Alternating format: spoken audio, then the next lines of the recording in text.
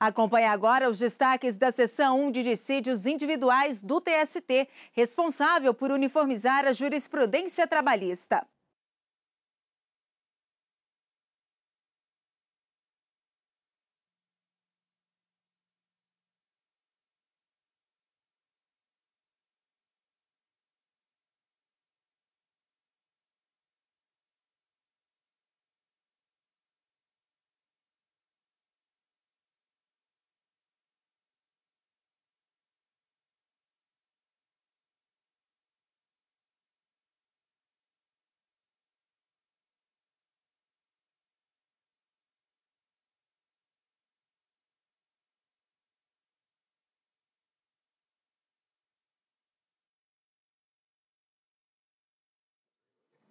Podemos sentar.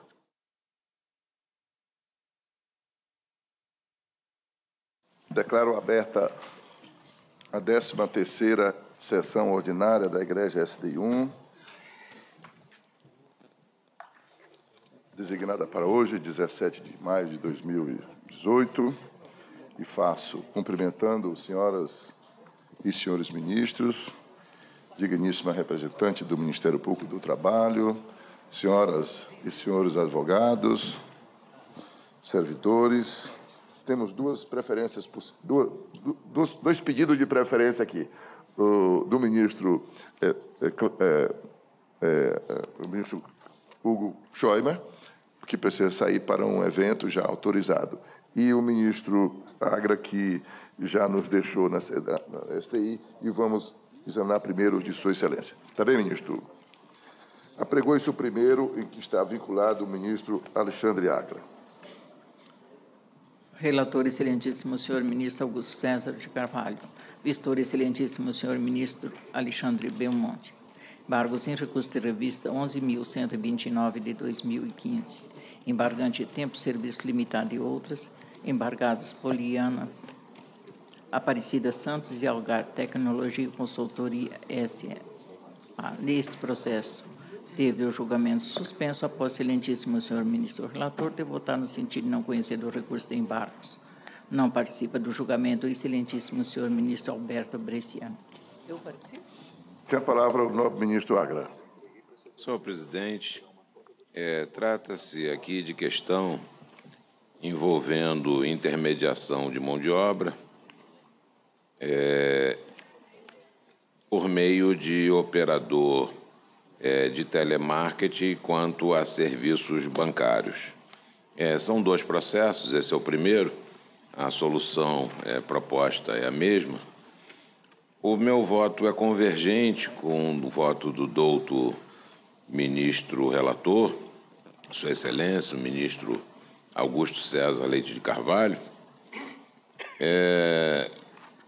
Eu estou, na verdade, aqui convergindo por refluir em relação ao meu posicionamento original, acompanhando a jurisprudência desta Corte. Penso que, nesses dois casos, não teria havido fraude na terceirização e que as atividades, as operações dos operadores de telemarketing, destacadas nos acórdãos, foram operações típicas de teleatendimento e não operações típicas de serviço em banco. Então, eu estou convergindo com a proposta do doutor ministro relator em razão do entendimento que acabou se firmando nesta subseção. A jurisprudência colacionada não é específica, portanto, Vossa Excelência não conhece do recurso de embargos. Acompanhe e não conheço. Indago se há alguma divergência. Por enquanto, são convergentes os votos. Ministro Renato Paiva. Senhor presidente, não há divergência, assim se firmou a jurisprudência da STI. Eu quero apenas ressalvar entendimento na medida que essa matéria está em repercussão geral no Supremo Tribunal Federal. Muito bem. Senhores ministros, então, não havendo divergência, não é, ministro Renato? Proclamo o resultado do julgamento nos termos do voto de Sua Excelência o nobre ministro relator, Augusto César de Carvalho, e com ressalva de entendimento do nobre ministro Renato Paiva. Pregou-se o próximo. Senhor presidente, peço juntada do voto convergente, porque eu também estou fazendo ressalva. Também ressalva do nobre ministro Alexandre Agra, que votou com o relator apenas em razão da jurisprudência da Corte e juntará voto convergente. Pregou-se o próximo. Relator, excelentíssimo senhor ministro Augusto César de Carvalho. Vistor, excelentíssimo senhor ministro Alexandre Belmonte. Agravo regimental em embargos em recurso de revista 2246 de 2012. Agravante tempo, serviço limitado e outros. Agravada Jéssica de Andrade Kaufmann Portes. O julgamento desse processo foi suspenso após o excelentíssimo senhor ministro relator ter negado provimento ao agravo regimental. Não participa do julgamento o excelentíssimo senhor ministro Alberto Bresciani. Tem a palavra o nobre ministro Alexandre Agra. Senhor presidente, senhores ministros, trata-se exatamente da mesma situação, só que aqui nós estamos diante de agravo e eu estou negando provimento, então, ao agravo, acompanhando Sua Excelência, o ministro relator. Acompanha. Nega provimento ao agravo. Senhores ministros, ressalva de entendimento do nobre ministro Renato Paiva, e proclama o resultado do julgamento nos termos do voto de Sua Excelência, ministro relator. E tanto no anterior quanto neste, registra a presença ilustre do doutor Rômulo, que patrocina a empresa. É isso? É isso, doutor Rômulo? O reclamante embargado, Excelência. O reclamante embargante. Está bem, a secretaria cuidará de anotar. Apregou-se o próximo. Relator, excelentíssimo senhor ministro Alexandre Belmonte. Agravo regimental em embargos em recurso de revista 109 de 2011. Agravante Renato Luiz Og. Agravado HSBC Banco Brasil S.A. Neste processo, registra impedimento do excelentíssimo senhor ministro Renato Lacerda Paiva. Tem a palavra o nobre ministro relator. Senhor presidente, trata-se de agravo regimental em embargos em embargos e embargos de declaração e recurso de revista. A matéria de fundo é execução, violação de coisa julgada. Eu vou fazer uma síntese. Diante da determinação incerta no título executivo de que a perícia médica realizada pelo INSS é que atestará a alta médica quando começará, então, a fluir o prazo de 1 ano da estabilidade provisória, viola a coisa julgada a decisão proferida em agravo de petição que determina a reintegração do empregado sem o cumprimento da condição imposta na decisão transitada e julgado. Acolhendo a turma, quando do julgamento do recurso de revista, considerou haver afronta ao artigo 5º e 26 da Constituição Federal. O fato, senhor presidente, é que a indicação de arestos que transitam em torno da possibilidade de conhecimento do recurso de embargos por contrariedade à súmula 126 desta Corte, não se prestam ao conhecimento do recurso. E, pelas mesmas razões, a indicação de contrariedade à súmula de natureza processual não impulsiona a pretensão do embargante. Por isso, senhor presidente, a proposta é no sentido de conhecer, mas desprover o agravo. Nega provimento ao agravo. Egrégio de sessão, senhoras ministras, senhores ministros. Não havendo divergência, pois, proclamo o resultado do julgamento nos termos do voto de Sua Excelência, nobre relator, registrando a presença ilustre da doutora Elisa Alonso, que patrocina o agravante. Obrigada, Excelência. Pregou-se o próximo. Relator, excelentíssimo senhor ministro Alexandre Belmonte. Embargos em recurso de revista 453 de 2013. Embargante Pamplona Alimentos S.A. e embargado de seu Antônio de Souza. O julgamento desse processo foi suspenso. A pedido do excelentíssimo senhor ministro relator, após Sua Excelência ter votado no sentido de conhecer e dar provimento aos embargos, e o excelentíssimo senhor ministro Cláudio Brandão ter votado no sentido de não conhecer dos embargos. Não participa do julgamento o excelentíssimo senhor ministro Alberto Bresciani. Muito bem. Ministro Alexandre Agra. Senhor presidente, a Egrégia 7ª Turma reformou a decisão regional que, mesmo reconhecendo a invalidade da adoção do regime de trabalho em escalas de 12 horas de trabalho por 36 de descanso, deu provimento ao recurso ordinário da empresa para excluir da condenação o pagamento de horas extras. A decisão ora atacada, longe de contrariar a súmula 444 desta Corte, com ela harmoniza-se. Por sua vez, quanto aos arestos ditos divergentes, considerando a harmonia do acórdão da turma com a súmula 444 do TST, o recurso de embargos encontra óbice no artigo 894, parágrafo 2º da CLT. Atendendo às ponderações do ministro Cláudio Brandão, que não conhecia do recurso, eu revendo o voto, eu refluo da minha posição original e não conheço do recurso de embargos. Não conhece. Rende-se aos encantos do voto do ministro Cláudio Brandão. Ministro Cláudio Brandão. Presidente, honrado com a companhia sempre ilustre, ministro Alexandre de Agra, não há mais o que ponderar, que Sua Excelência acolher as ponderações do meu voto, não há divergência. Está bem. Senhoras ministras, senhores ministros, ministro Renato. Vista regimental, senhor presidente. Proclamo que o julgamento desse feito fica adiado em razão do pedido de vista regimental formulado pelo nobre ministro Renato Paiva. Então, apregou-se o próximo. Relator excelentíssimo, senhor ministro João Oreste Lazim. Vistor excelentíssimo, senhor ministro Alexandre Belmonte. Agravo regimental embargos em agravo e recurso de revista 1733 de 2012. Agravante Júlio César Martins de Oliveira, agravado Centro Estadual de Educação Tecnológica Paulo Souza.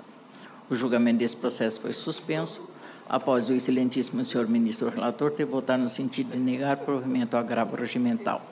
Não participam do julgamento os excelentíssimos senhores ministros, excelentíssima senhora ministra Maria Cristina Peduzzi e o excelentíssimo senhor ministro Alberto Bresciano. Aproveito que esse é um feito em que funcionou como relator o ministro João Oreste Lazim, para transmitir um fraternal abraço de Sua Excelência a todos nós do Tribunal Superior do Trabalho. Conversei com Sua Excelência 2 dias atrás, que confessou saudoso daqui, né? E disse o quanto tem faltado a ele o convívio aqui no tribunal e com quanto ele esteja muito feliz na advocacia, mas tem sentido muita falta do convívio e dos embates aqui no Tribunal Superior do Trabalho. Então, quero alegremente transmitir a mensagem de Sua Excelência. Eu tenho a palavra ao ministro Agra. Senhor presidente, fico muito alegre com a notícia, inclusive porque eu estou revendo aqui, no caso, um voto de Sua Excelência. Trata-se de agravo regimental em recurso de embargos interposto pelo reclamante, pelo trabalhador, no caso, né? Em que se discute a invalidade dos arestos indicados para a demonstração de divergência jurisprudencial, porquanto, não obstante extraídos de repositório oficial da internet e declinem a data da publicação, não indicam a fonte oficial. Constata-se das razões de embargos que o reclamante transcreveu na íntegra 2 precedentes, um de lavra de Sua Excelência, o ministro Renato de Lacerda Paiva, e outro da desembargadora Silene Ferreira Amaro Santos. Um de 2011, outro de 2014. Mas esses precedentes, embora extraídos de sítio oficial da internet e citando a data da publicação, não declinam a fonte de publicação. Nessas circunstâncias, efetivamente, não está atendida a diretriz da súmula 337 em seu item 4C desta Corte. No entanto, o segundo paradigma, aliás, eu falei do primeiro, não do segundo, o segundo paradigma, cujo inteiro teor se encontra anexado às razões de embargos, apresenta-se no formato PDF, dele consta o código validador, afigurando-se formalmente válido nos termos do entendimento que vê-se firmar no item 5, introduzida a súmula número 337 do TST. Isso ocorreu posteriormente, portanto, à apresentação da proposta de voto pelo ministro relator na sessão de 17/5/2018, então o ministro João Oreste Lazim. Nesse contexto, fica superado, penso, o óbice imposto ao conhecimento dos embargos no tocante à regularidade formal deste paradigma e daí eu passaria ao exame da sua especificidade. Indago se eu prossigo ou... Não, nós estamos em sede de agravo. Isso. Ainda, no conhecimento dos embargos, ainda não. É saber só se há divergência suficiente para processar os embargos. Mas a outra questão também diria respeito ao agravo. Sim, porque nós vamos ver se vamos dar provimento ao agravo, contrariamente ao que propôs o nobre ministro relator, apenas quanto ao agravo. Exato. Tem a palavra, Vossa Excelência. Continua com Vossa Excelência a palavra. Pois não. A 8ª turma, por meio do acórdão de páginas, deu provimento ao agravo de instrumento para análise do recurso de revista e, prosseguindo no julgamento, dele conheceu por divergência jurisprudencial e, no mérito, citando jurisprudência desta Corte, deu-lhe provimento para julgar improcedente o pedido de extensão dos reajustes salariais conferidos pelo Conselho de Reitores das Universidades do Estado de São Paulo, CROESP, ao reclamante empregado da CETEP. Seu fundamento, em síntese, é de que, ausente a lei específica para fixar aumentos remuneratórios de servidores públicos autárquicos, não há que se falar em direito à extensão de aumentos concedidos pelo CROESP. O aresto indicado como paradigma, que confirmou a decisão de inadmissibilidade do recurso de revista por seus próprios fundamentos, limitando-se em acréscimo de fundamentação a rejeitar a alegação de afronta ao artigo 3710 da Constituição Federal, ao fundamento genérico de que o reajuste do salarial do reclamante fora deferido com base na legislação estadual e resoluções que regem a matéria, registrando que, para se concluir de forma diversa, seria necessário o exame da legislação estadual, o que não compete a este tribunal, não analisou a questão, portanto, sob o enfoque do artigo 3710 da Constituição, ou seja, quanto à existência ou não de lei específica para a extensão dos reajustes do CROESP ao empregado do CETEP, caso do reclamante inviabilizar o cotejo daquele voto nos moldes da súmula 2961 do TST, ou seja, daquele aresto que seria válido, mas que, percebo, ele não é específico. Então, com esses fundamentos diferentes dos que foram apresentados pelo ministro relator, eu nego provimento ao agravo regimental. Nega provimento. Egressa sessão.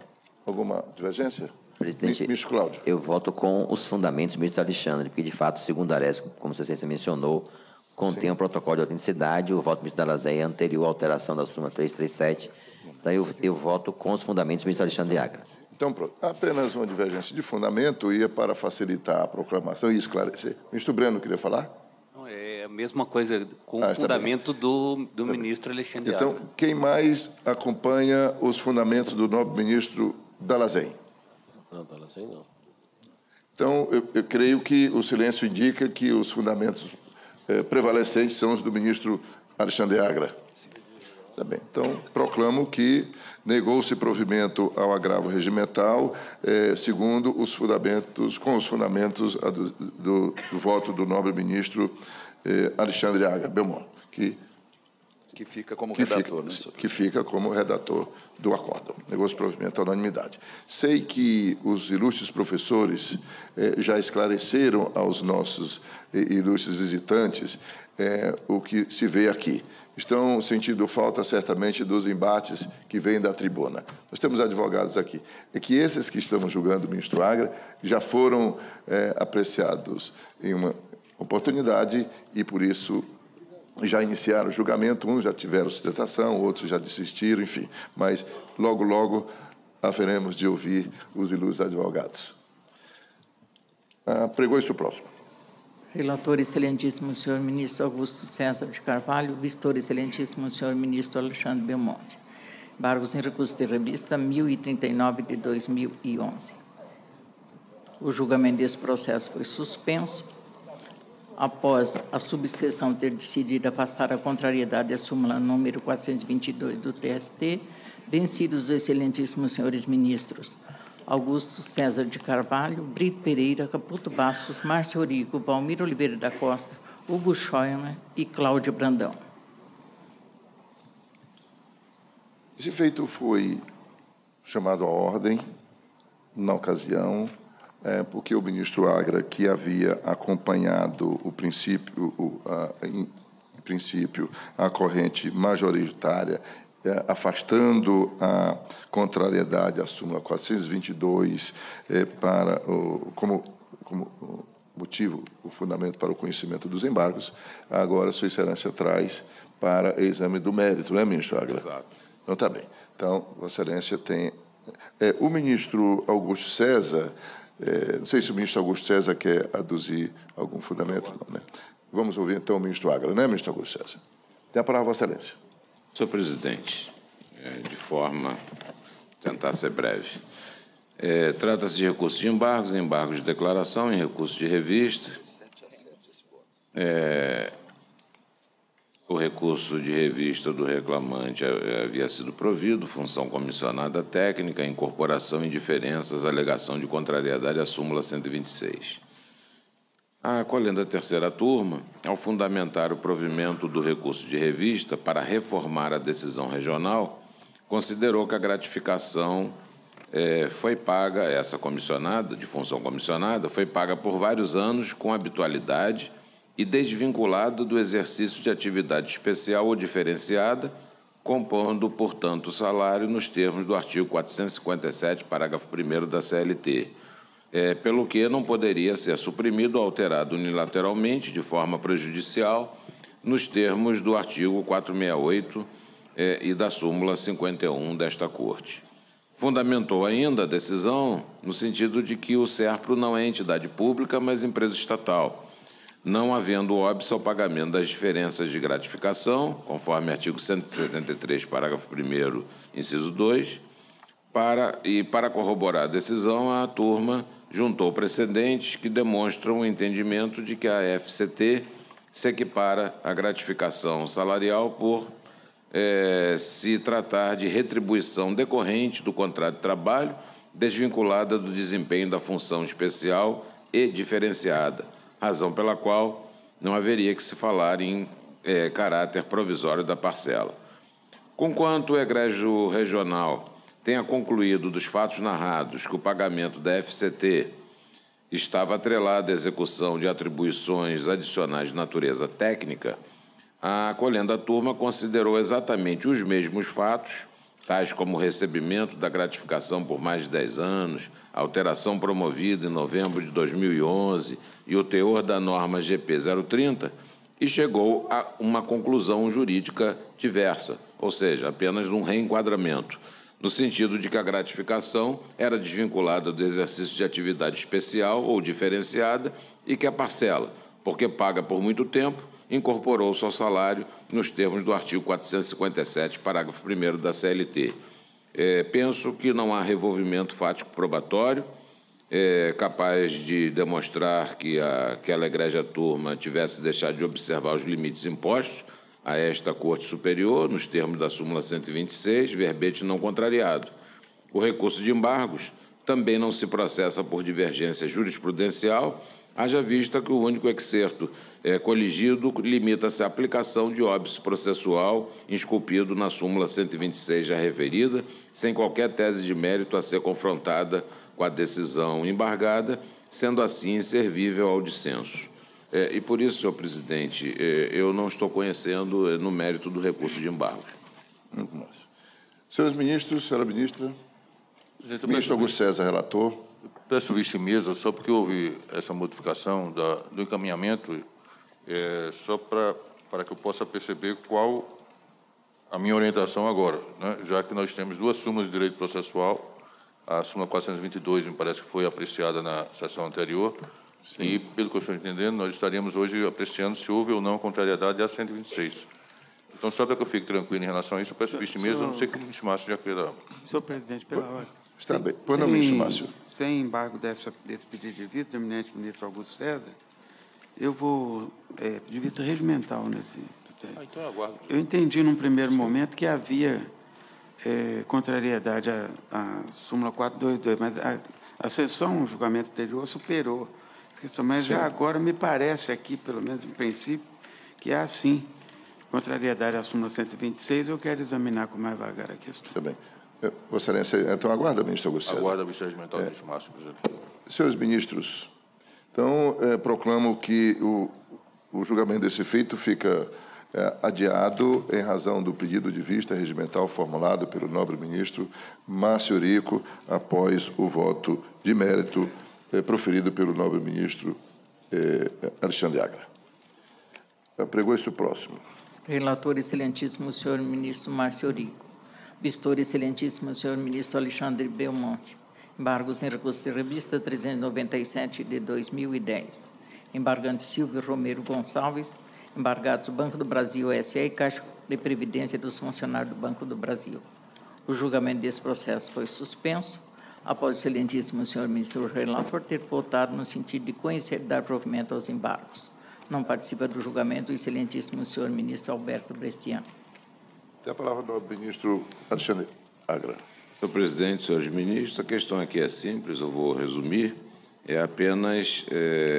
Ela diz respeito apenas à prescrição, seria total ou parcial, quanto ao pedido de complementação de aposentadoria, regulamento aplicável. Ainda não havia pacificação se essa questão aqui da prescrição seria ou não decisão de mérito para efeito dos embargos. Eu, na época, pedi vista por essa razão, mas eu concordo integralmente com o voto do douto ministro relator, Sua Excelência, o ministro Márcio Eurico, porque essa questão já ficou aqui pacificada no âmbito desta subseção, de que o caso atrai exatamente a hipótese do item 4 da súmula 288, na sua alteração, haja vista que o primeiro acórdão proferido pela segunda turma, que afastou a prescrição, foi publicado em 11/5/2013, antes, portanto, de 12/4/2016, conforme consta da referida súmula. Então, eu conheço dos embargos, tal como proposto pelo ministro relator, e dou provimento ao recurso do autor. Acompanha o nobre ministro relator e indago se há alguma divergência. Não havendo divergência, proclamo o resultado do julgamento nos termos do voto proferido por Sua Excelência o nobre relator, agora acompanhado pelo nobre ministro Alexandre Agra, e registra a presença do doutor Moisés, né? Eu concluí que a complementação de aposentadoria do banco é regida pela norma em vigor na data da sua admissão, na data da admissão do empregado, e observando-se as alterações posteriores, desde que mais favoráveis ao beneficiário do direito. Essa é a conclusão. Apregou-se o próximo. Relator, excelentíssimo senhor ministro Alexandre Belmonte. Vistor, excelentíssimo senhor ministro Cláudio Brandão. Embargos em recurso de revista 1622 de 2011. Embargante Fundação Petrobras de Seguridade Social, embargado Petróleo Brasileiro S.A. e Ruth Fernandes da Silva. Nesse processo, há registro de impedimento dos excelentíssimos senhores ministros Maria Cristina Peduzzi e Caputo Basto. O julgamento desse processo foi suspenso após o excelentíssimo senhor ministro relator ter conhecido dos embargos e negado o provimento. Tem a palavra do nobre ministro Cláudio Brandão. Presidente, antes de proferir o meu voto, salvo melhor juízo, se estiver equivocado, já antecipo as desculpas do ministro Alexandre Agra. Sua Excelência, ao que parece, refluiria no voto original, porque a vista que proferi, o voto é antigo, presidente, está disponibilizado há muito tempo, e foi anteriormente a SDI pacificar o entendimento quanto à formação da fonte de custeio. Sim. E participação do empregado por sua cota à parte no correspondente custeio do benefício complementar de aposentadoria. Então, me parece, salvo melhor juízo, repito, senão continuaria ali o meu voto, mas me parece que Sua Excelência iria refluir no voto originário, porque a STI já pacificou o entendimento com relação a esse tema. Essa vista regimental de outubro de 2016, devolvida no dia 5 de outubro, portanto, suponho eu que hoje não haja mais divergência se Sua Excelência seguir o meu voto. Caso contrário, proferirei. Só indago ao ministro relator, então... Então, vamos ouvir o nobre ministro relator. o refluxo. Pois não, senhor presidente. A palavra, Vossa Excelência. Tem um plus nesse caso. Realmente a questão aqui versa sobre recolhimento a título de fundo de custeio, incidindo ou não sobre quantas partes, tanto do autor como também da empresa, a fim de preservar o equilíbrio atuarial. Eu trouxe, em junho de 2016, voto no sentido de conhecer por divergência jurisprudencial e dar provimento aos embargos em favor exatamente da Petros. O ministro Aloysio Corrêa, o ministro Augusto César de Carvalho, apresentou, na época, divergência que acabei, num primeiro momento, acolhendo para negar provimento aos embargos. O ministro Cláudio Brandão apresentou divergência e eu agora trago, então, o meu primeiro voto no sentido original, porque essa questão até já se pacificou no âmbito desta subseção, exatamente no sentido que eu havia proposto de início. Então, eu, em síntese, agradecendo ao ministro Cláudio Brandão, eu conheço por divergência jurisprudencial e provejo o recurso. Está bem. Então, com a palavra, o nobre ministro Cláudio Brandão. Não há mais divergência, presidente. Só peço resultado do voto agora convergente com o eminente relator. Está bem. E egressa sessão, alguma dúvida, divergência? Ministro Augusto César. Presidente, só para conferir, me parece que o meu voto divergente não estaria... Não está consignado. Pronto. Então, estou de acordo também em função da jurisprudência. Conhece e provê. Então, não havendo divergência, proclamo o resultado do julgamento nos precisos termos do voto proferido nesta manhã pelo nobre ministro relator. Apregou-se o próximo. Relator, excelentíssimo senhor ministro Alexandre Belmonte. Embargos em agravo de instrumento e recurso de revista 286 de 2012. Até a palavra, nobre relator. Senhor presidente, trata-se de embargos e embargos de declaração em agravo, todos interpostos na vigência da Lei 13.015 de 2014. A egrégia turma não conheceu inicialmente do agravo do reclamante por aplicação da súmula 422.1 desta Corte, por entender ausente o princípio da dialeticidade. Pontuou naquela oportunidade a ausência de enfrentamento nas razões de agravo de instrumento do óbice consignado no despacho agravado e constante do artigo 896, parágrafo 1º-A, inciso 1 da CLT. Ao julgar os embargos de declaração, no entanto, a turma acrescentou como razões de decidir a imprestabilidade do trecho reproduzido para o fim do artigo 896, parágrafo 1º-A1 da CLT, porquanto extraído de dispositivo do acórdão e não de sua fundamentação, circunstância necessária à demonstração do pré-questionamento. Esse óbice, não obstante, supere o anteriormente invocado, não foi sequer impugnado nas razões de embargos e subsiste retocável, porquanto autônomo e suficiente à manutenção do julgado. Por tais razões, senhor presidente, eu não estou conhecendo o recurso de embargo. Não conhece. Egressa sessão. Dúvida, divergência? Não havendo, proclamo o resultado do julgamento nos termos do voto, Sua Excelência, nobre relator. Não. Vossa Excelência. Você não tem uma divergência, não? Não conhece dos embargos? Não conhece do recurso de embargos? É isso. Na tela está outro voto. Não conheço. Tenho para mim que está no dispositivo, então não estou na tela com o voto correto. 286, deixa eu ver aqui. Não, aqui não está abrindo. Eu reformulei o voto. Sim, é então verdade. aqui está o anterior. Tá bem, mas na conclusão. Já consta o novo.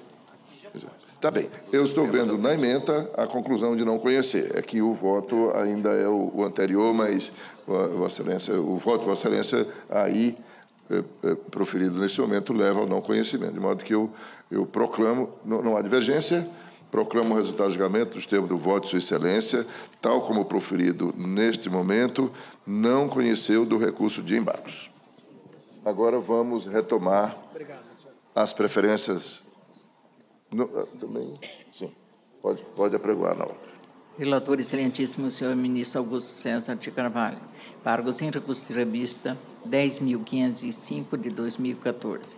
Embargante Lídia Maria Pereira Francisco de Moura. Embargados Banco Santander Brasil S.A. e Caixa Benef dos funcionários do Banco do Estado de São Paulo. Neste processo, há registro de impedimento da excelentíssima senhora ministra Maria Cristina Peduzzi. Tem a palavra o nobre ministro relator. Senhor presidente, senhores ministros, o tema é a dispensa de empregado que teria sido empregado de Sociedade de Economia Mista, mas a empresa se deu depois, a dispensa se deu após a privatização. Eu entendo que não está configurada a divergência jurisprudencial entre decisões de turmas do Tribunal Superior do Trabalho e, por essa razão, eu não conheço dos embargos. Não conhece dos embargos. Doutor... Pelo embargado, senhor presidente, apenas o registro, salvo divergência. Vossa Excelência patrocina o embargado. Registra a presença ilustre do doutor Vitor Russumano Júnior. Indago-se alguma divergência? Não havendo, proclamo o resultado do julgamento nos termos do voto de Sua Excelência, nobre relator. Pregou-se o próximo. Relator excelentíssimo senhor ministro Vieira de Mello Filho. Embargos em recurso de revista 166.600 de 2012. Embargante César Eduardo Ramalho. Embargado Chocolates Garoto S.A. Tem a palavra o nobre ministro relator. Senhor presidente, senhores ministros, aqui cuida-se de recurso de embargos contra acórdão da 8ª turma, que conheceu do recurso de revista da reclamada quanto ao tema reintegração deficiente físico, Lei 8.203/91, por violação do artigo 93 do referido diploma e, no mérito, deu-lhe provimento para restabelecer a sentença que concluíra pela improcedência do pedido, julgando prejudicado o recurso de revista. O embargante interpõe os embargos sustentando a divergência. O recurso foi admitido, autos não foram ao Ministério Público, o relatório eu estou conhecendo pelos requisitos extrínsecos.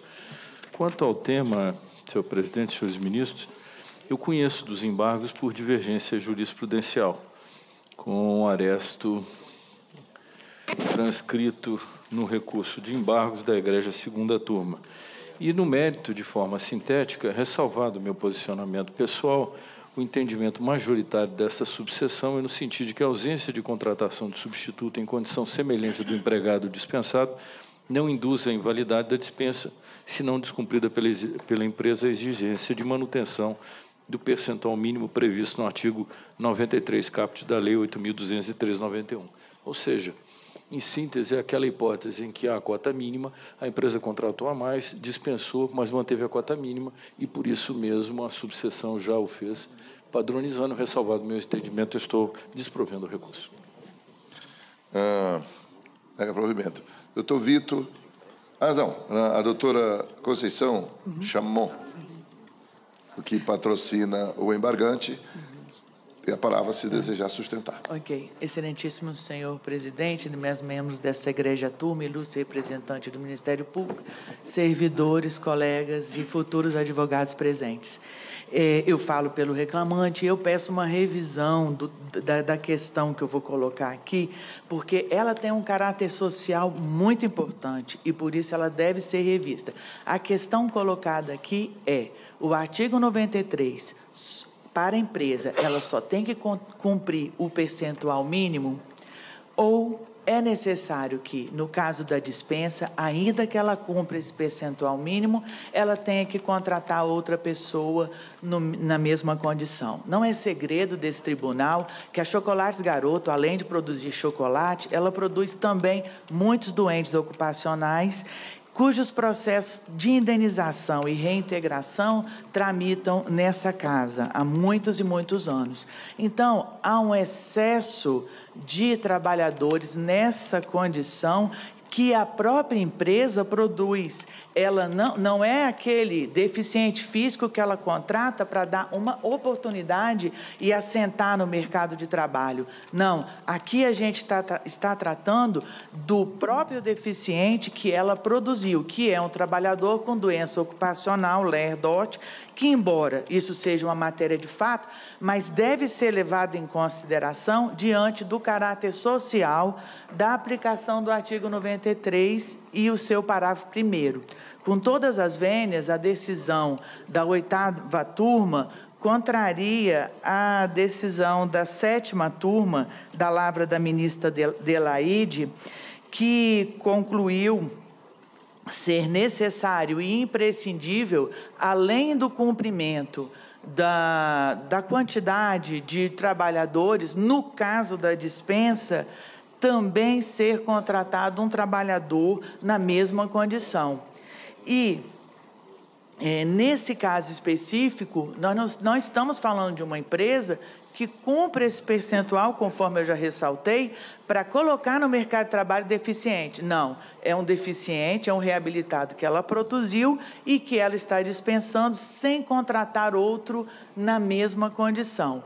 Por haver flagrante divergência entre a jurisprudência da 7ª turma e essa decisão da 8ª, também pelo caráter social e a aplicação do artigo 93, parágrafo 1º, eu peço o provimento do nosso recurso. Obrigada.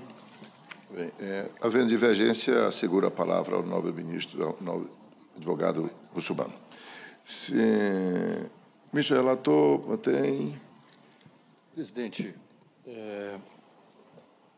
embora comungue com a sustentação da nobre advogada, até porque isso afasta um caráter discriminatório àquele empregado que estava acima da cota ou em condições semelhantes, e não há uma distinção quanto aos fundamentos que foram debatidos nessa sessão. A SDI 1 tem por finalidade, como dito pela ministra Cristina, a uniformização da jurisprudência em torno da interpretação da lei federal.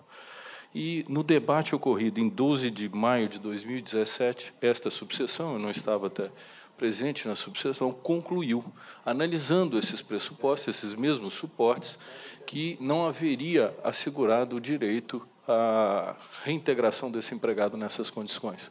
Razão pela qual, considerando a sistemática processual, somente se tivéssemos uma situação nova, um distinguish, uma distinção, poderíamos considerar o elemento para efeito de subsunção da subseção ou possível revisão desse entendimento, o que não é o caso propriamente disso. Por isso que, ressalvando meu entendimento, estou aplicando a jurisprudência sedimentada na subseção, considerados os mesmos elementos e circunstâncias de fato e de direito. Por isso que mantendo o voto, presidente. Regra a sessão.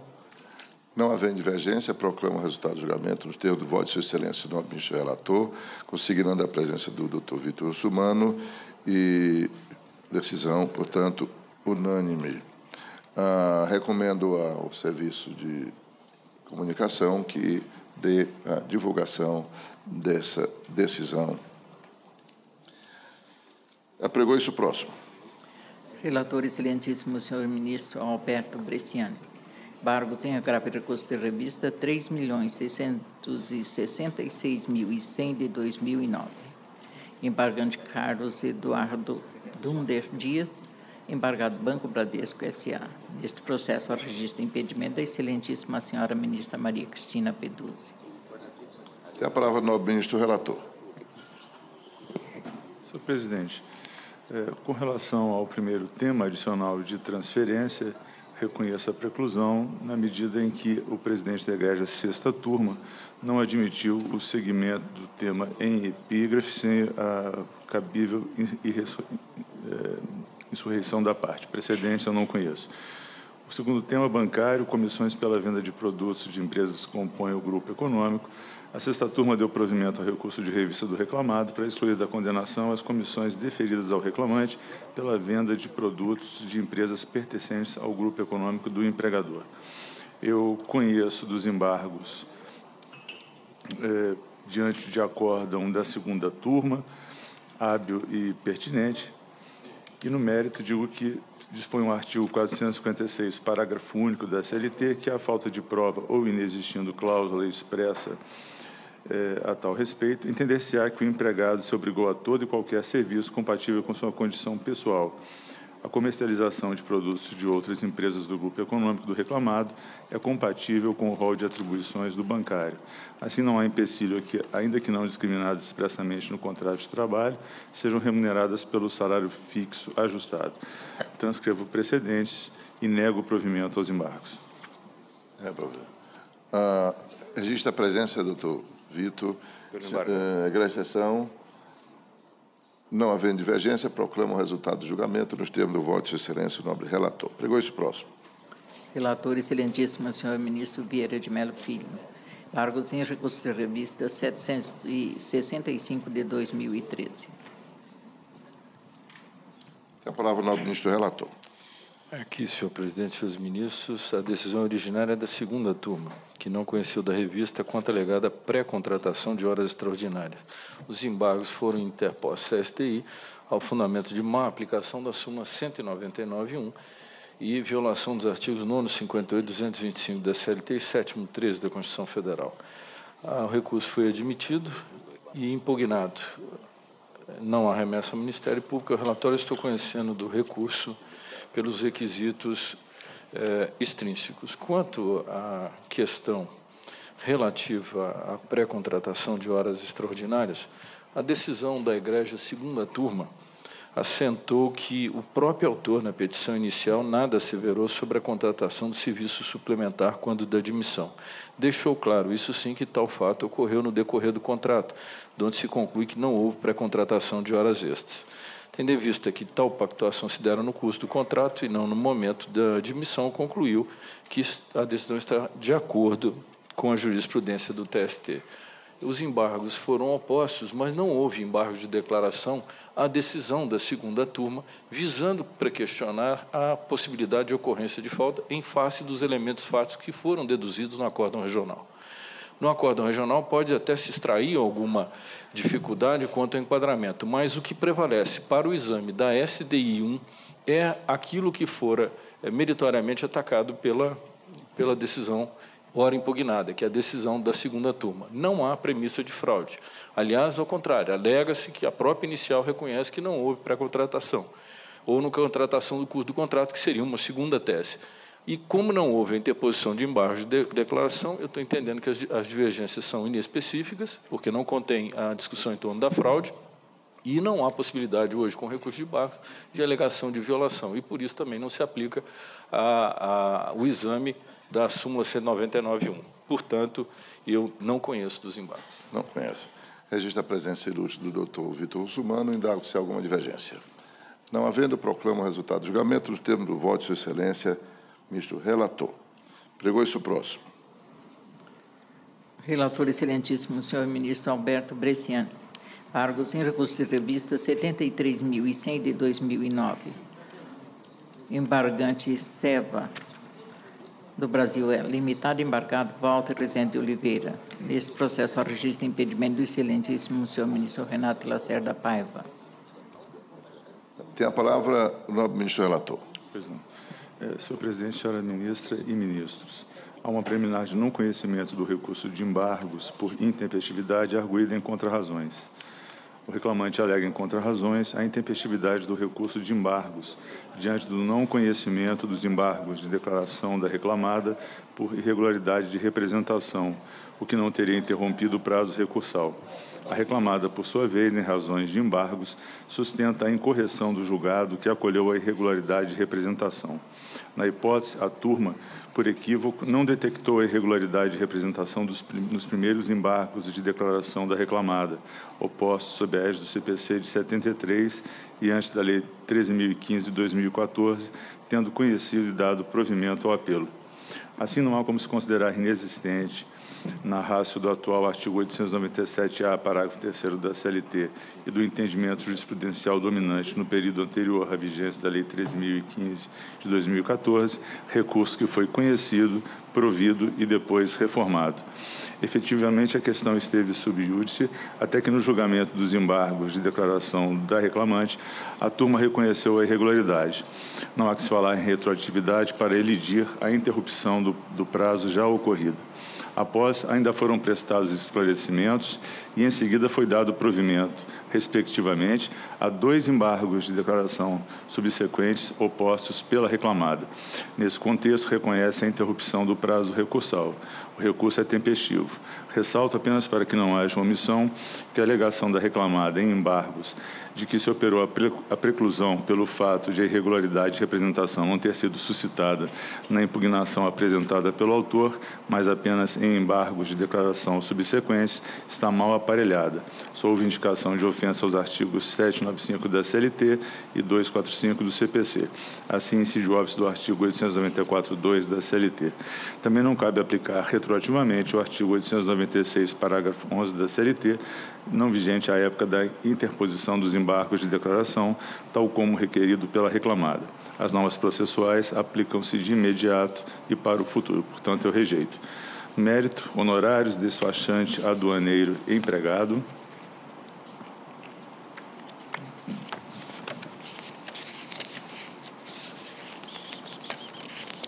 Transcrevo a decisão da egrégia turma.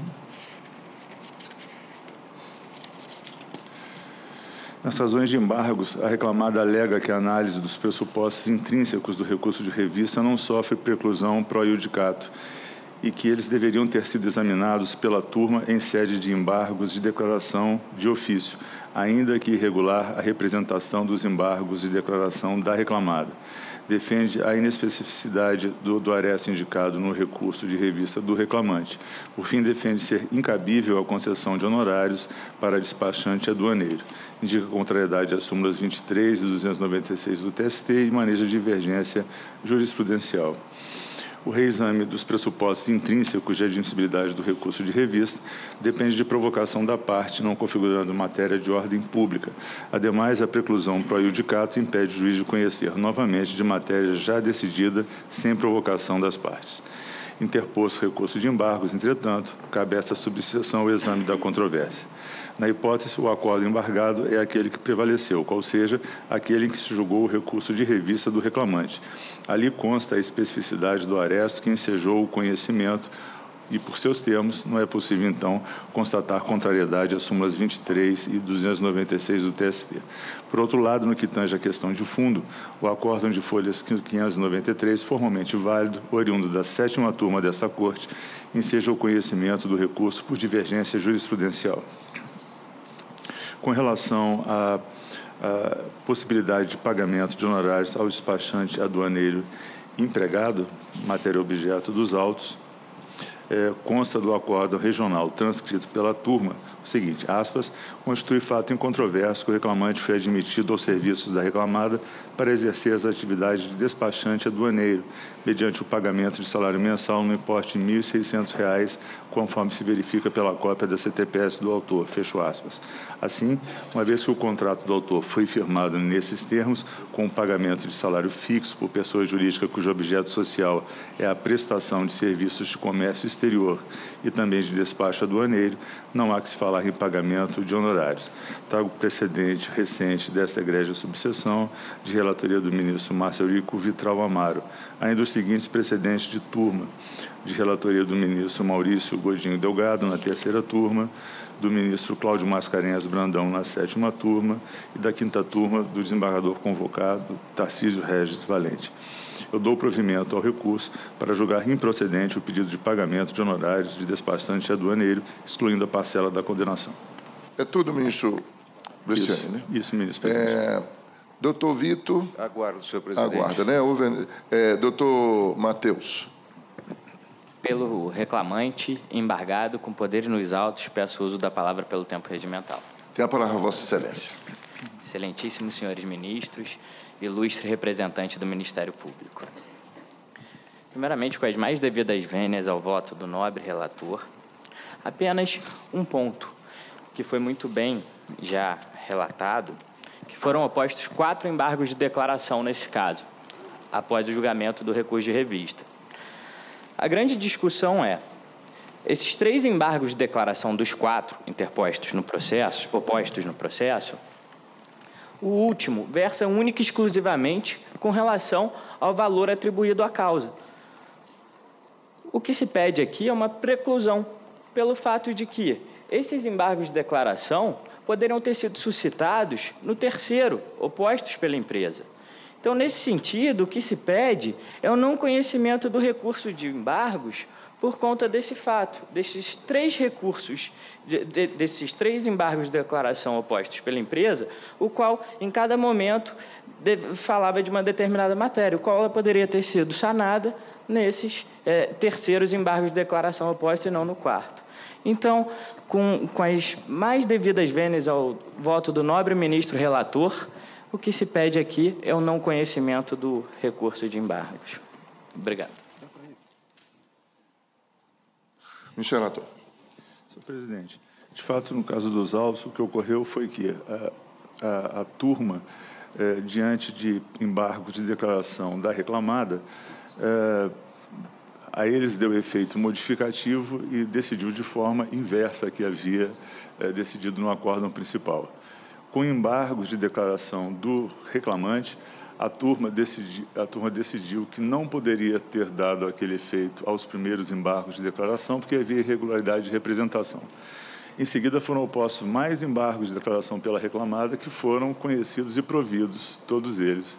Então, me parece que o próprio órgão jurisdicional deu causa a um desvirtuamento do procedimento que não poderia prejudicar, na hipótese, uma das partes.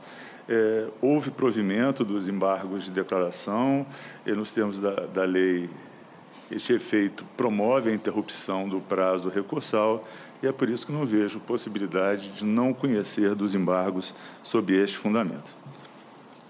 Seria isso, presidente. Está bem. Senhores ministros, dúvida, divergência? Não havendo divergência, proclamo o resultado do julgamento nos termos do voto proferido pelo nobre ministro relator, consignando a presença do doutor Vitor Russumano Júnior, patrocina a empresa. Apregou-se o próximo. Relator, excelentíssima senhora ministra Maria Cristina Peduzzi. Embargo sem recurso de revista 33.840 de 2007. Tem a palavra a nobre ministra Maria Cristina. Pois não, senhor presidente, senhores ministros, eu estou conhecendo e provendo os embargos. Eu apenas coloco aqui uma questão, não é quanto... Porque são daqueles processos em que houve, antes da definição, a propósito da exigibilidade da prova do contrato, do acordo coletivo, e contendo cláusula de quitação expressa e também no acordo individual, foram providos indistintamente em juízo de retratação, como no caso concreto, agravo de instrumento e por recurso de revista. E agora, nos embargos, reconhecendo, né, que o acordo regional e a decisão embargada não registraram a existência de cláusula expressa em acordo coletivo de trabalho, conferindo a quitação ampla e restrita das parcelas trabalhistas pela adesão ao PDV, se afirma inaplicável o precedente do Supremo Tribunal Federal e, consoante julgados da colenda STI1, em situações idênticas, nós já julgamos vários, eu conheço e dou provimento aos embargos. Mas o meu destaque, independente do destaque solicitado pela doutora advogada, é no seguinte sentido: qual o alcance do provimento? Para que fim dar provimento? Eu estou adotando uma das 3 alternativas que já vi aqui ocorrerem. Me parece importante uniformizar o provimento para adotar uma das 3 posições. A minha é a de restabelecer o acórdão primitivo que negou o provimento, o acórdão da 5ª turma, que negou o provimento ao agravo de instrumento e que depois, em juízo de retratação, foi alterado para prover o agravo de instrumento e prover depois o recurso de revista. Então, estou dando um efeito repristinatório àquele primitivo acórdão da 5ª turma, que negou o provimento ao agravo de instrumento. Eu tenho aqui maiores considerações, se for necessário, que fiz aqui um estudo mais, digamos, aprofundado sobre o provimento nestes termos, mas acho que é suficiente o que referi. Então, o provimento que eu estou nessa oportunidade, né, deferindo é para restaurar o acórdão que negou o primeiro acórdão antes, né, que julgou o agravo de instrumento, ele negou provimento. A SDI adotou esta mesma conclusão no julgamento do igualzinho caso EEDRR 1866.18 de 2010. Foi publicado o acordo J 27 de abril deste ano, e foi relator o ministro Alberto Bresciani. E também, nesse sentido, foi o voto do ministro, acolhido pela unanimidade, do ministro Luiz Felipe Vieira de Mello Filho, no EEDRR 205.800-65 de 2007. Então, nesse sentido que eu agora proponho de conhecer os embargos por divergência, no mérito dar-lhes provimento para, afastando a quitação ampla e irrestrita, reconhecida no juízo de retratação, restabelecer o acórdão proferido pela quinta turma que negara provimento ao agravo de instrumento da reclamada, folhas 626, 634 e 654, 658, e devolver os autos à vice-presidência do TST para que prossiga no exame de admissibilidade do recurso extraordinário, como entender de direito. Agora eu vou referir as duas outras conclusões que já foram também adotadas. Uma que foi adotada pelo ministro Cláudio Brandão é no sentido de restabelecer o acórdão regional e determinar o retorno dos autos à turma de origem para que prossiga no exame dos temas julgados prejudicados no recurso de revista reclamada. Também faço aqui outras considerações, mas só sintetizo, porque os ministros conhecem bem a matéria, que eu não concordo com essa posição, com essa conclusão, porque eu estaria inutilmente devolvendo a turma, porque só se julgou a revista em razão do juízo de retratação, em razão do mérito, da quitação, se era ou não, da quitação que se reconheceu ampla e abrangente de todas as verbas. Mas aqueles tópicos que foram destrancados em consequência iriam para a turma para julgar. Eles são periféricos. Então, acho que é até uma questão de economia processual, de racionalidade, restaurar. Não há retratado, não havia por que exercer juízo de retratação, repristina o acórdão que negou provimento ao agravo. Então, por isso é que esta conclusão, eu verifiquei que foi adotada no julgamento do EEDRR 160.440-10.2007, como rudista, relatoria do ministro Cláudio Brandão. E a terceira, que eu também rejeitei aqui, quando fui examinar a conclusão, ela restabelece simplesmente o acórdão regional e não determina nem sequer, não só não determina o retorno à turma para complementar o julgamento do recurso de revista, como também não encaminha a vice-presidência para, porque a vice-presidência mandou que se exercesse juízo de retratação, para que ela, então, arquive. Provavelmente é isso que vai ocorrer na vice-presidência, mas nem sequer determina o retorno. Mas acho que aí teríamos que determinar para esse fim, porque fica um extraordinário pendente que precisa ser arquivado. Então, se essa conclusão foi adotada nos EEDRR 4854.12.2010, da relatoria do ministro Augusto César. Eu apenas trouxe esse tema subseção para que até se uniformize o alcance do provimento. São as considerações, presidente. Está bem, ministra Cristina. Senhores ministros. Presidente. Ministro Cláudio. Na verdade, eu não tenho divergência, apenas faço uma ponderação do quanto dito pela ministra Cristina Peduzzi, que, na verdade, não há discrepância do voto, da decisão anterior da minha relatoria, porque naquela oportunidade se considerou que, como havia temas remanescentes no recurso da reclamada, que não havia sido conhecidos pela turma e porque prejudicados, e, portanto, precisariam do exame, não poderia se remeter diretamente à vice-presidência para exercer a admissibilidade do recurso extraordinário para o Supremo Tribunal Federal, porque haveria outra decisão a ser complementada em relação aos temas remanescentes. Neste caso aqui, inclusive, foi sim um precedente meu também, da minha relatoria, no caso presente. Como não há mais matérias a serem julgadas, se esgotou a jurisdição da turma, a SD, ao restabelecer o acordo, seguirá o caminho respectivo, que seria a admissibilidade do recurso extraordinário. Portanto, não há divergência em relação ao voto hora proferido, também não há discrepância em relação ao entendimento anterior, porque são situações diferentes. Se há um recurso e que matérias outras não foram apreciadas pela quitação geral que foi reconhecida e que se agora se afasta, não há como se prosseguir no exame, senão pela egrégia turma, do que remanesceu para ser apreciado, porque nova decisão será proferida e aí outro recurso extraordinário, até quem sabe, poderá ser interposto. Então, não há, a meu sentido, nem divergência do voto da relatora, nem há situações a ser uniformizadas, que me parecem que são situações distintas com a devida vênia. Nesse caso aqui, não tenho divergência. Está bem. Senhores ministros, estamos esclarecidos. Ministro Renato, vista em mesa ao nobre ministro Renato Paiva. Por enquanto, julgamento suspenso. Pregou isso próximo. Relator, excelentíssimo senhor ministro Alberto Bresciani. Embargo sem recurso de revista 319.740 de 2005. Tem a palavra ao nobre ministro relator, Alberto Bresciani. Senhor presidente, recebi ontem divergência da eminente ministra Maria Cristina com relação ao primeiro tema, nulidade por negativa de prestação jurisdicional.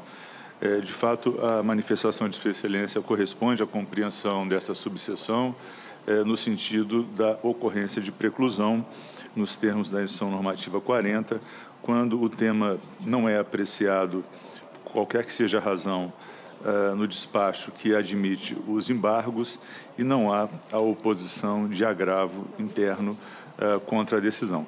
Por isso, eu continuo não conhecendo da negativa, com relação ao tema negativo de prestação jurisdicional, mas pelos fundamentos apontados pela ministra Maria Cristina, a quem peço vênia para incorporar suas razões ao meu voto.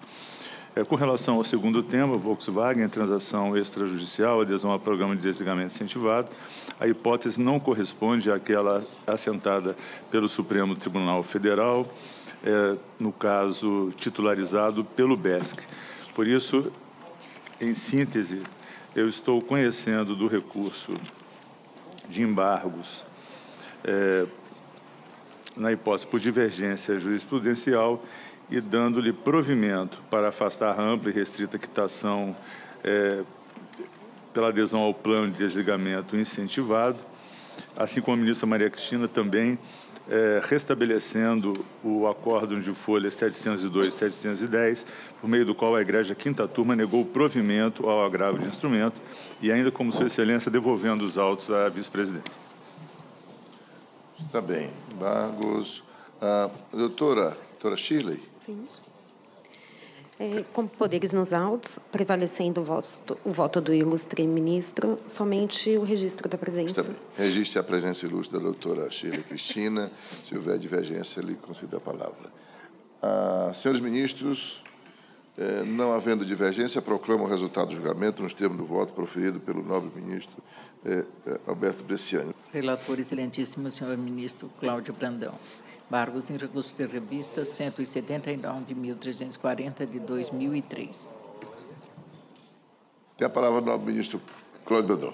Presidente, a matéria é exatamente igual aos casos anteriormente julgados pelos relatores Cristina Peduzzi e Alberto Bresciani, os eminentes ministros. A matéria é relacionada ao plano de emissão voluntária e quitação geral nos casos da Volkswagen, quando, como neste caso, não há no registro feito pelo acordo regional da existência de plano de emissão voluntária em acordo coletivo com cláusula compensatória e quitação geral.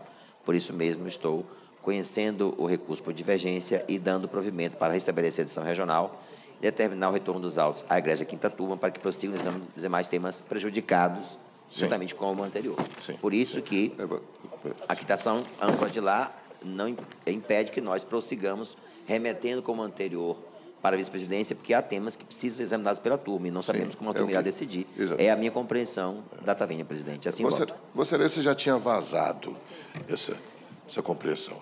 E, senhores ministros, exceção, alguma dúvida? Não havendo divergência, proclamo o resultado. Ministra Cristina. Isso, não, só uma pergunta. Tem a palavra, Vossa Excelência. É que tem aquele pormenor. No tocante à preliminar de nulidade, Vossa Excelência, eu não conheço por preclusa, como o ministro Bresciani, que é igual.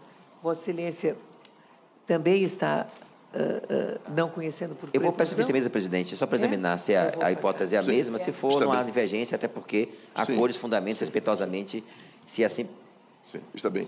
A doutora Shirley registra a presença? Apenas o registro. Está bem. Então, fica registrada a presença de Vossa Excelência. O ministro Brandão fica com vista e mesa, em razão do que fica suspenso o julgamento por enquanto. E vamos... Ministro Renato. Para liberar a advogada, eu gostaria de transformar essa vista em mesa em vista regimental. Bom, ministro Cláudio, o ministro Renato pretende já, desde logo, pedir vista regimental. Dos dois casos? No que eu estou com vista em mesa, no 17913. Ah, sim, é outro. Não, desculpe, ministro Cláudio. 33.840. Apregou-se, esse que o ministro Renato tem vista em mesa. Relator, excelentíssima senhora ministra Maria Cristina Peduzzi. Pargos em recurso de revista 33.840 de 2007. Esse é do ministro Bresciani, eu me confundi aqui. Ministro Renato, então converte em vista regimental? Proclamo que o julgamento desse feito fica agora suspenso em razão da vista regimental pedida pelo nobre ministro Renato Paiva. Pode apregoar a vista em mesa, presidente, por favor. Então, apregou-se esse de que tem vista em mesa o ministro Cláudio Brandão. Relator, excelentíssimo senhor ministro Cláudio Brandão. Pargos em recurso de revista 179.340 de 2003. Tem a palavra, ministro Cláudio. Presidente, o resultado se mantém, mas também agora, se me permite, a ministra Cristina Peduzzi, também incorporando ao meu voto os fundamentos de Sua Excelência, serão transcritos, aspeados, com as homenagens de praxe, até porque merece ser destacado o cuidado no exame da matéria, para que nós prossigamos mantendo a jurisprudência da SDI, que exigiu, doravante, desde então, que a admissibilidade dos embargos obedeça aos parâmetros também já definidos pela subseção para o recurso de revista, tema a tema, e se a parte não impugna mediante embargos, a matéria está preclusa. Portanto, adotando os fundamentos de Sua Excelência, eu mantenho agora, com os novos fundamentos, o voto que preferir, presidente. Está bem. Ministra Cristina. De acordo. Está de acordo. Senhores ministros. Senhor presidente. Ministro. Senhor presidente, a ministra Cristina trouxe aqui também uma divergência com relação ao dispositivo. Ao que eu entendi, eu acho que essa questão é uma questão, com a devida vênia do relator, é uma questão em que não me parece que retornar os autos à Egrégia Quinta Turma, uma vez já julgado todo o recurso de revista num primeiro momento, e restituído esse primeiro momento, porque o juízo de retratação já foi retirado através desses embargos, onde nós estamos devolvendo aquela primeira decisão, não me parece que haja aí outras matérias a serem julgadas. Então, se devolveu, se retornou aquele primeiro julgado, e aí, com relação a ele, existe já o recurso extraordinário, nesse caso aqui, eu voto aqui com a conclusão da ministra Cristina e não a conclusão... Ministra Breno, apenas só para prestar um esclarecimento a vocês. Aqui é da ministra Cristina, ela manteve a decisão proferida em agravo de instrumento ao qual a turma negou o provimento. Aqui, esse do ministro Cláudio, a decisão da turma foi em recurso de revista, que afirmou a quitação geral e, por isso, julgou prejudicado os demais temas. Como se caça agora aquela da quitação geral, é necessário retornar mesmo para que, superado o prejuízo, se julgue as demais questões. Senhor presidente, posso estar enganado, realmente, mas se trata de juízo de retratação. A quinta turma já havia decidido, dizendo que não havia quitação. Se não havia quitação, ela julgou todo por inteireza o recurso de revista naquela primeira oportunidade. No juízo de retratação, aí sim, ela considerou prejudicado aqueles demais assuntos, aqueles demais temas que, na realidade, ele já tinha julgado no primeiro recurso. Então, a minha conclusão, me parece que é a mais correta da ministra. Vamos ouvir a ministra Cristina, que deseja... Me permita como relator. Ministra Cristina Peduzzi, me permita como relator. Ministra Cristina. Eu vou pedir adiamento para o presidente para analisar com cautela, não tem nenhuma divergência. Se tiver razão, ministra Cristina, incorporaria o meu voto sem nenhum problema. Peço notas do que disse o ministro Breno agora, em relação ao quanto afirmado. É melhor fazer E se a questão é processual, não tem por que debatermos na sessão algo que pode ser corrigido. Se, de fato, peço adiamento à próxima sessão, com o voto da ministra Cristina já proferido, o ministro Breno peço notas, e a semana que vem trarei, e se tiver razão, reformulo o voto sem nenhum problema. Está bem. Se Vossa Excelência não se opõe, eu vou apenas para notas, esclarecimento da ministra Cristina. O ministro Breno tem razão. Era um agravo de instrumento também aqui, que foi desprovido, depois em juízo de retratação é que foi provido e a revista provida. Então, a conclusão é igual a minha no voto anterior mesmo. Está bem. Então, fica adiado o julgamento desse feito em razão do adiamento proposto pelo nobre ministro relator e registrando a presença da doutora Shirley em ambos os casos. Está bem, doutora? Pregou isso o seguinte. Relator, excelentíssimo senhor ministro Vieira de Mello Filho. Embargos em recurso de revista 1408 de 2012. Tem a palavra o nobre relator. Senhor presidente, senhores ministros, trata-se de recurso de embargos interposto contra o acórdão da segunda turma, que não conheceu do recurso de revista do Conselho Regional de Farmácia do Estado de São Paulo, sob o fundamento de que o segundo tribunal, ao concluir pela invalidade da dispensa imotivada do reclamante, contratado mediante concurso público, decidiu em consonância com a interativa notória e atual jurisprudência do TST, incidindo assim o disposto no artigo 7º do 896. Embargante sustenta haver divergência. O recurso foi admitido pela decisão de folhas, havendo impugnação.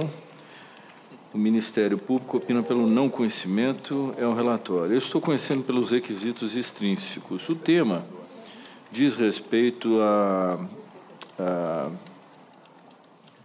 autarquia corporativa, contratação mediante concurso público. Os arestos transcritos para demonstrar o dissenso foram publicados pelo menos 2 anos antes da aprovação do acordo embargado e a tese neles contida referente à inaplicabilidade do disposto no artigo 41 da Constituição Federal aos empregados de Conselho de Fiscalização Profissional admitidos mediante concurso público e a validade de sua dispensa imotivada está superada pela atual iterativa e notória jurisprudência do Tribunal Superior do Trabalho. A incidência aí é do óbice do artigo 894, inciso 2º, parágrafo 2º da CLT. Uma segunda questão que foi trazida diz respeito a uma modulação. Quanto a essa, as decisões proferidas, o recurso é inviável, não tem como conhecê-lo, à luz do artigo 894, inciso 2º, porque essa matéria ela diz respeito à extensão do conteúdo da decisão. Eu teria que conhecer do recurso para poder nela discutir. E, por outro lado, também, quem estabeleceu a materialização da matéria, dessa questão jurídica, que levou à modificação do entendimento dessa Corte, foi o Supremo Tribunal Federal. E ele não exerceu a modulação. Então, eu não estou nem chegando nesse segundo fundamento, mas o primeiro fundamento, que é a extensão do mérito da decisão, que seria um corte parcial, eu não tenho como fazê-lo, porque eu não conheço do recurso em face da superação dos arestos. Então, meu voto é no sentido, recebi o memorial do nobre advogado, a preocupação, mas aqui é a decisão que foi proferida pelo Supremo e para a nossa iterativa de jurisprudência. Então, eu não conheço do recurso. Não conhece. Doutor Leandro. Pois não, Excelência, bom dia. Gostaria de fazer uso da palavra, por gentileza. Tem procuração nos autos? Com procuração nos autos. Tem a palavra, Vossa Excelência, por 10 minutos. Agradeço. Bom dia, Excelências. Bom, como o nobre relator colocou, a demanda ela trata sobre a dispensa motivada de empregado do Conselho Regional de Farmácia. A questão que eu gostaria de trazer para debate, para Vossas Excelências, é a preservação do ato jurídico perfeito consumado pelo reclamado em abril de 2012, sob a luz de jurisprudência dominante dessa Corte Superior. Além de jurídica, a questão reflete na ordem econômica, pois qualquer uma dessas reintegrações realizadas decorrentes de uma dispensa de 2012 acarretaria um impacto de pelo menos 400 a 500 mil reais no orçamento da autarquia. Além desses, o Conselho possui outros 5 processos contemporâneos a essa data de 2012. No recurso dos embargos de divergência, o reclamado indicou os julgados posteriores a abril de 2012, no caso da dota 8ª turma de junho de 2015, da dota primeira turma de junho de 2015, da dota quarta turma de abril de 2015, 2 da dota sétima turma de maio e agosto de 2013 e, por fim, 1 desta SDI de setembro de 2012, todos posteriores à data da dispensa. Por conceito, o princípio da segurança jurídica ele assegura uma previsibilidade da ação estatal e garante o respeito pelas situações constituídas em consonâncias com as normas impostas e reconhecidas pelo poder público, de modo a assegurar a estabilidade das relações jurídicas e uma coerência na conduta do Estado. Se a Constituição estipulou que, no artigo 5º, inciso 36, a lei não prejudicará o ato jurídico perfeito, seria temerário ao intérprete alterar esse entendimento e anular atos anteriormente praticados de maneira regular. Nessa esteira, o Código de Processo Civil de 2015 ele trouxe o artigo 927, parágrafo 3º, que permitiu aos tribunais superiores modular os efeitos na hipótese de alteração de jurisprudência dominante. Com toda a devida vênia ao nobre relator, ainda que coubesse ao Supremo realizar a modulação, o entendimento do reclamado é que, apesar dessa modulação não ter sido feita, esta colenda Corte permaneceu proferindo julgados favoráveis à dispensa motivada até o ano de 2015. Para concluir, doutor. Perfeito. Então, de tal sorte, não seria razoável agora, em 2018, anular atos praticados em 2012, conforme a jurisprudência da época. Está bem. O ministro relator está mantendo. Presidente, se for necessário, eu esclareço que a sustentação do nobre advogado coloca aqui na SDI a questão doutrinária que é extremamente relevante, que Sua Excelência pondera, que diz respeito aos efeitos da mudança da jurisprudência, seja pelo Supremo Tribunal Federal, seja pelas cortes de vértice, como o TST ou o STJ. E a doutrina sustenta que, para a modificação, é necessário que haja o equacionamento das situações anteriores e o efeito seja sempre ex nunc e nunca ex tunc. O que ocorre é que isso valeria também para a declaração de inconstitucionalidade contra a decisão de jurisprudência consolidada, como também de jurisprudência do próprio tribunal. Ocorre que o Supremo decidiu sem nenhum efeito. E o Tribunal Superior, aqui, pacificou a questão também revertendo a jurisprudência. O que o advogado está sustentando é isso, que seria anterior. Mas não houve a modulação pelo Supremo. E nós aqui, e aí eu preciso ressaltar esse aspecto, talvez eu tenha sido muito rápido na consideração, eu só poderia fazê-lo ou discuti-lo se eu tivesse no recurso conhecido. Eu não posso antecipadamente, não conhecendo do recurso quanto ao tema principal, dar-lhe um efeito de uma matéria que não foi questionada por via de embargos ou por uma outra circunstância. Não há tese da modulação, a tese surgiria aqui, mas se ela surge aqui, eu só posso fazê-lo se o recurso tivesse conhecido. E a divergência está superada pela nossa notória e iterativa jurisprudência, que foi fixada em sessão plenária aqui. Então, nós estamos no impasse. Eu acho que a via não é pela impugnação do recurso internamente dentro do TST, mas por uma via autônoma, e não essa. Perfeito. Senhores ministros, divergência, dúvida? Não havendo, proclamo o resultado do julgamento nos termos do voto proferido pelo nobre relator, assinalando que a questão de natureza econômica de que trata o ilustre advogado nesse contexto é de economia apenas interna. Não influi aqui na compreensão, de modo que está concluído o julgamento. Não se conheceu. Aprego-se o próximo. Relator, excelentíssimo senhor ministro Valmir Oliveira da Costa. Embargos em recurso de revista 686 de 2010. Tem a palavra o nobre ministro relator. Presidente, estou esperando chegar o voto na tela aqui. Está indo. Vai chegar. Aqui também não chegou. Agora, presidente. Senhor presidente, reage a sessão. Aqui é a hipótese de plano de demissão incentivada do BESC, matéria já cediça na Corte. Eu estou aplicando a jurisprudência, propondo não conhecer do recurso de embargos, e é o meu voto. Doutor Moisés. Em vista do Judicioso voto do nobre relator. Procuração nos autos, peço tão Só o somente registro, né? o registro da Registre-se a presença do ilustre doutor Moisés. Grande sessão, divergência, não havendo, proclamo o resultado do julgamento nos termos do voto. Prof. Relator excelentíssimo, senhor ministro Alberto Bresciani. Embargos em recurso de revista 299 de 2011. Tem a palavra o nobre relator. Senhor presidente, senhora ministra e ministro, o tema é complementação de aposentadoria, estatuto aplicável, recurso de embargos oposto à decisão da Egrégia Sétima Turma. O acórdão turmário deixa claro que a aposentadoria ocorreu em abril de 1997.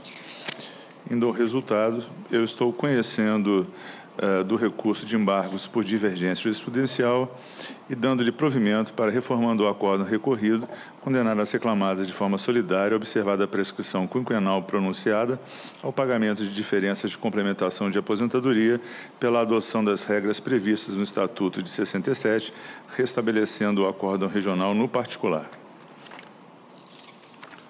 Doutor Moisés. Em vista do judicioso voto do nobre relator, que está inserido dentro da súmula 288-3-4, peço tão somente o registro da presença e excelência com procuração nos autos. Registre a presença do ilustre doutor Moisés Volt, indago-se a divergência, não havendo, proclamo o resultado do julgamento nos termos do voto de sua excelência, ministro Bresciani. Pregou-se o próximo. Relator excelentíssimo, senhor ministro Cláudio Brandão. Embargos em agravo e recurso de revista 1734 de 2013.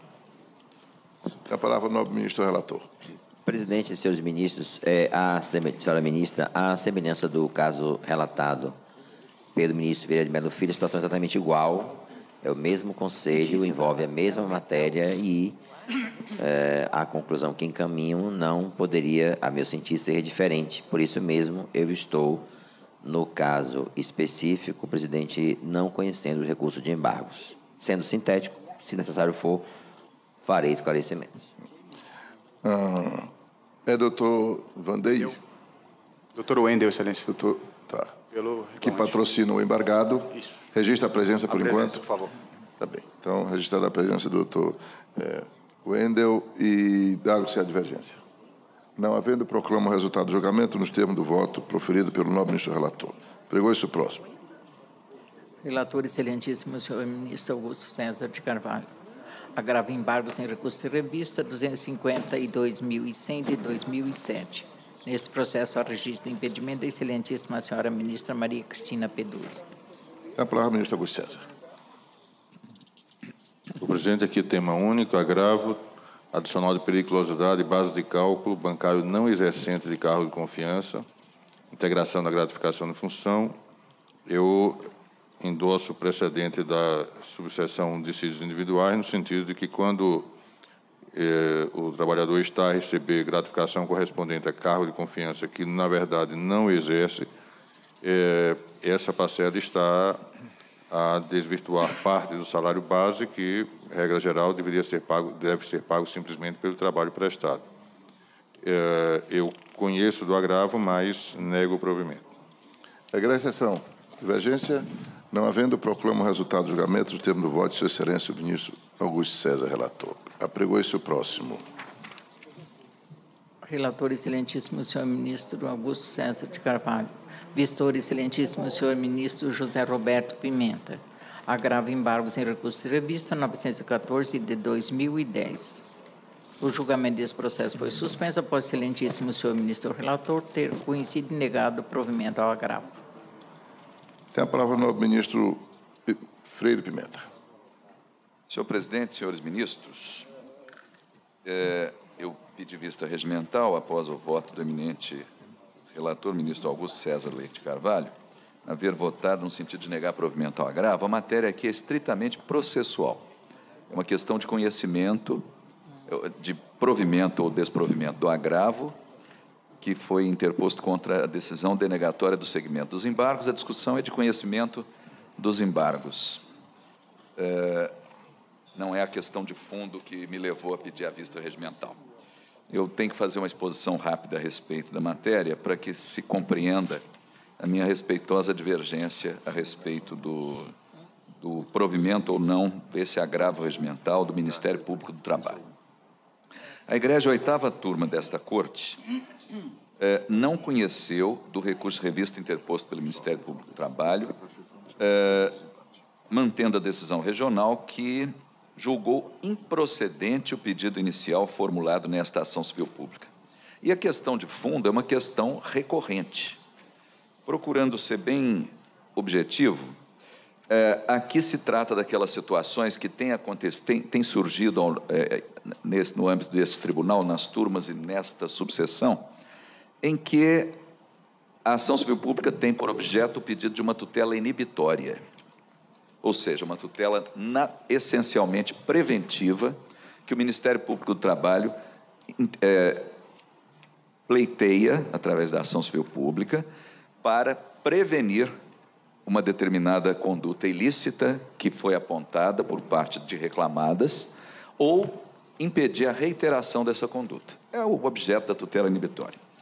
E, nesse caso, a decisão regional, que foi mantida pela Egrégia Oitava Turma, ao não conhecer do recurso de revista do Ministério Público do Trabalho, ela foi no sentido de registrar que, embora a empresa, a reclamada, tivesse adotado uma conduta ilícita, ela regularizou essa conduta no curso da ação.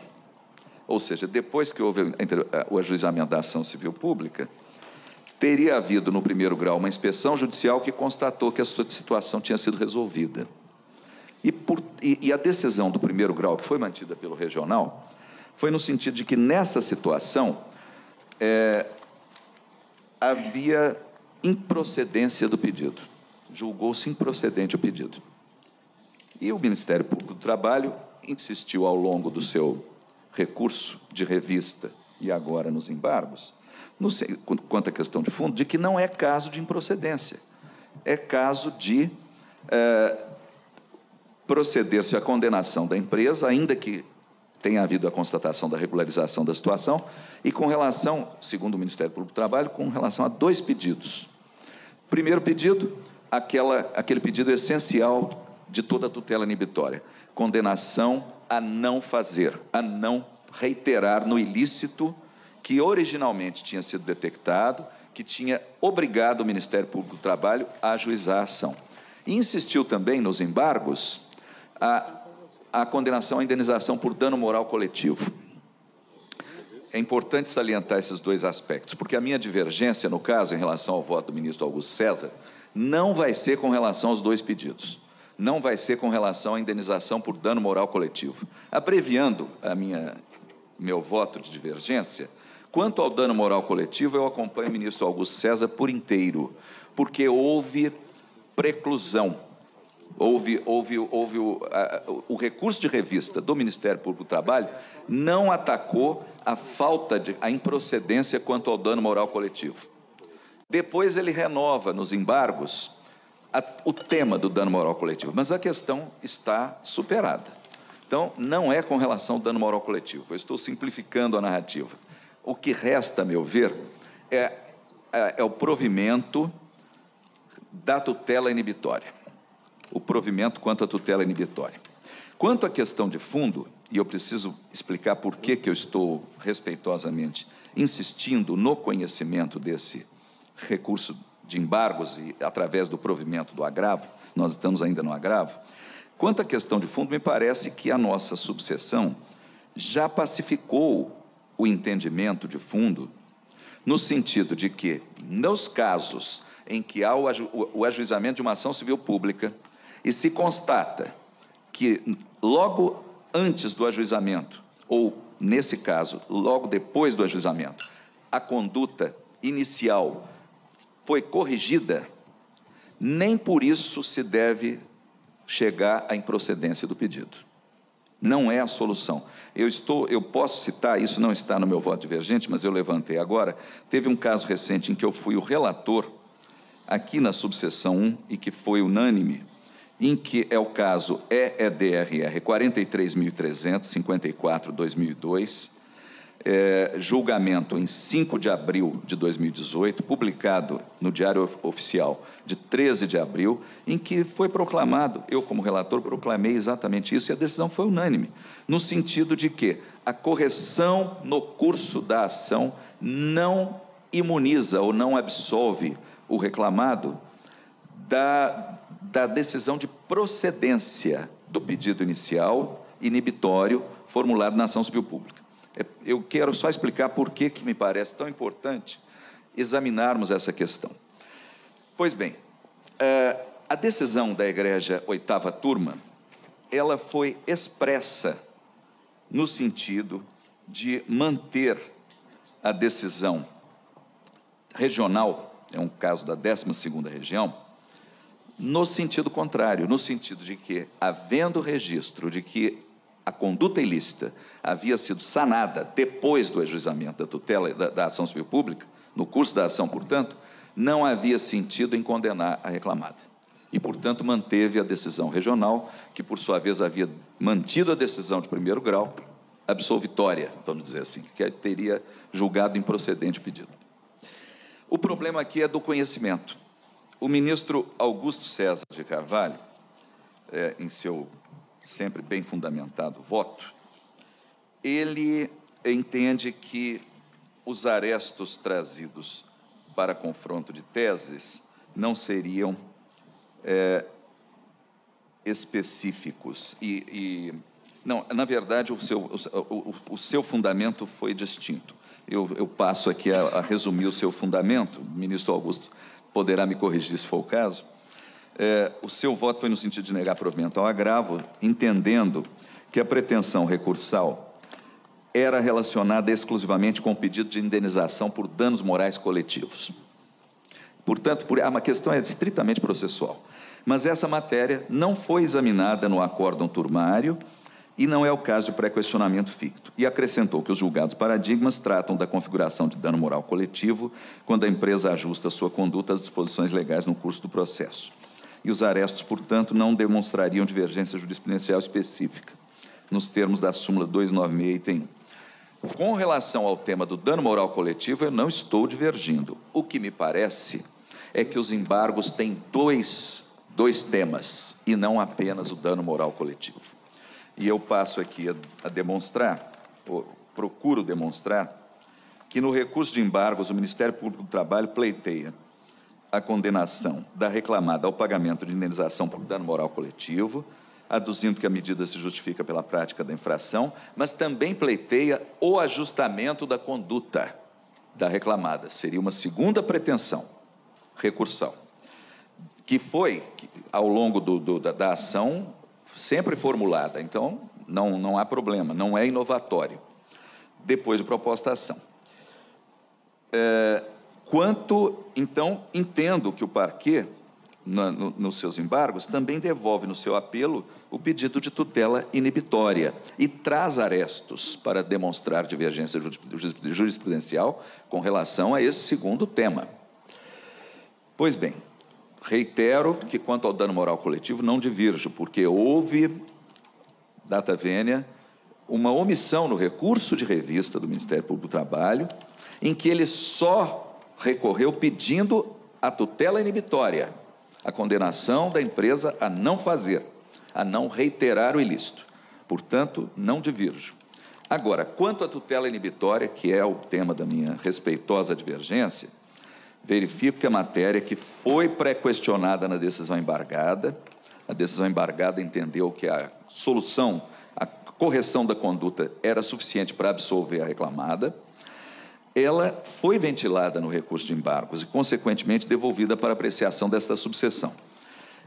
Eu peço licença para me remeter aqui à página 21 da peça de embargos, em que o Ministério Público do Trabalho, quando impugna a decisão turmária embargada, formulou de forma expressa duas pretensões recursais distintas, a meu ver, com todas as vênias, salientando que, aspas, a jurisprudência dessa colenda corte é majoritária no sentido de entender que o ajustamento da conduta depois de proposta a demanda, não afasta o dever de reparar pelo dano moral coletivo, e aqui não, mas depois coloca aí o negrito, e não impede que se imponham à demandada cominações para prevenir futuras violações. Então, aqui me parece, respeitosamente, que há também insurgência quanto ao tema da tutela inibitória.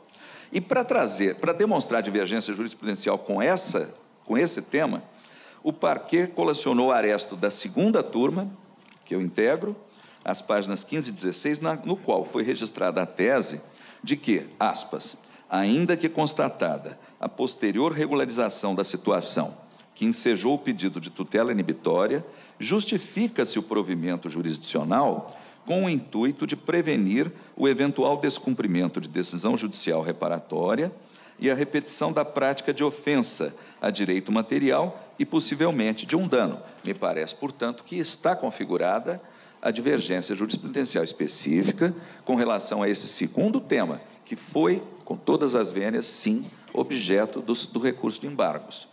Portanto, demonstrada essa divergência jurisprudencial específica, tendo em vista que a turma adotou a tese de que não há como se impor tutela inibitória preventiva quando a empresa adotar medidas reparatórias, chegou a falar antes do ajuizamento da ação, porque citou um precedente anterior da oitava em que a correção tinha sido antes. Nesse caso, foi depois, mas é um detalhe.